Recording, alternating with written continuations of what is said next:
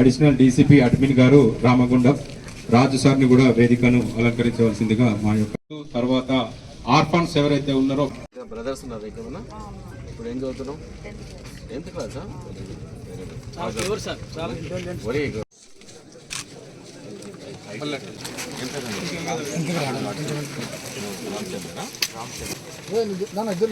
ఏం చదువుతున్నాం?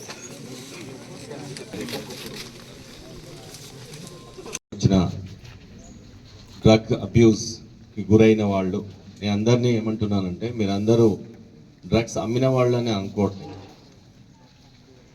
మీరు కొన్న వాళ్ళని కూడా అనుకోవట్లేదు, మీరందరూ బాధితులని అనుకుంటున్నారు. మీరందరికీ మా దగ్గర షీట్స్ ఇవన్నీ ఉన్నా కానీ మీరందరూ బాధితులని అనుకుంటున్నారు. యాక్చువల్గా మీరందరిని చూస్తే నాకు చాలా బాధేస్తుంది. ఇప్పుడు ఆల్మోస్ట్ నా కళ్ళ నీళ్ళు వచ్చే స్థితిలో ఉన్నాయి. అది ఇట్లాంటి పిల్లలు ఏమైపోతున్నారు? వీళ్ళందరూ మా వాళ్ళు, మా పిల్లలు, మా తమ్ముళ్ళు డ్రగ్స్ గురి అయిపోయి చూడు ఎంత యూత్లో మీరు చేయగలిగింది చాలా ఉంది దేశానికి. మీరందరూ ఎట్లా నిర్వీర్యం అయిపోతున్నారు. మీరందరి మీద కేసు పెట్టాలంటే మాకు చేతులు రావు నిజానికి, కానీ మీరు చేస్తున్నారు. సపోజ్ ఏదైనా క్రైమ్ చేశారనుకో తప్పదు, పోలీసుగా ఉన్నప్పుడు పోలీసు బాధ్యతలు నిర్వహిస్తున్నప్పుడు తప్పదు, నాకు మా వాళ్ళకి తప్పదు.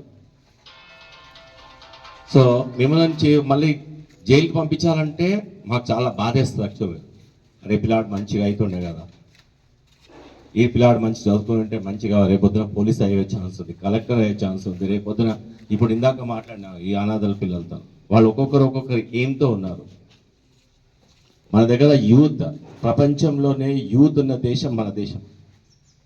ఒక యూత్ ఉన్న దేశం మన దేశం అంటే ఒక్కొక్క మనిషి ఒక్కొక్క దేశ అభివృద్ధికి పాటుపడే ఒక లక్షణం ఉంటే ఎంతమంది దేశం ఎంత అభివృద్ధి చెందుతుంది, ఎంతమంది సైంటిస్టులు అవుతారు, ఎంతమంది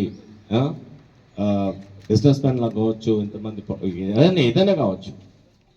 బట్ ఇది ఏంటంటే ఒక్కసారి అలవాటు పడ్డామంటే మనం కాదు, మన ఇంట్లో వాళ్ళని సతాయిస్తాము, ఇంట్లో వాళ్ళ పక్కన వాళ్ళని సతాయిస్తాము, మీకు చెడ్డ పేరు. ఇప్పుడు ఇందాక డీసీపీగా చెప్పారు మీకు ఈ కేసులు ఉన్నాయి, ఇట్లా గంజా అలవాటు ఉంది అని అంటే మిమ్మల్ని చూస్తారా ఎవరన్నా? ఇప్పుడు అందరు మిమ్మల్ని ఎందుకు వచ్చినాం ఇక్కడికి? ఇప్పుడు కోపం వస్తుంది నాకు. ఇందాక బాధ వచ్చింది, ఇప్పుడు కోపం వస్తుంది నాకు. ఎందుకు వచ్చింది ఇక్కడికి? మిమ్మల్ని ఎందుకు పిలుచుకొచ్చారు? అవసరమా మీకు అది? ఇప్పుడు రౌడీ షీటర్లు అంటే వాళ్ళు దౌర్జన్యంగా బిహేవ్ చేసిన వాళ్ళని రౌడీ షీట్లు ఓపెన్ చేస్తాము, తర్వాత కేసులు పెడతాం. మీరందరూ రౌడీ షీటర్లా? ఏమన్నా ఎవరినైనా హింసించారా? ఎవరైనా కొట్టినరా? ఎవరైనా జాగకు లాక్కున్నారా? ఇంకేదైనా దౌర్జన్యం చేసినారా? చేయలేదు.